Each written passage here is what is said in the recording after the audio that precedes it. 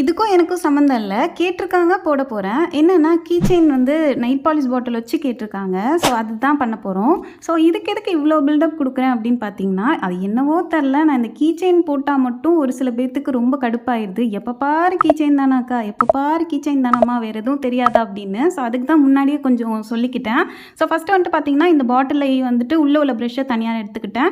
Next இந்த பாட்டில்ல வந்துட்டு ஹோல்ஸ் போடணும். அதுக்கு வந்துட்டு இந்த மாரி கேண்டில்ல காமிச்சு ஹீட் காமிச்சு சைடு வழியா ஹோல்ஸ் போட்டு ஒரு பின் எடுத்து மாட்டி ஜம்பிங்காக மாட்டி விட்டுட்டேன்.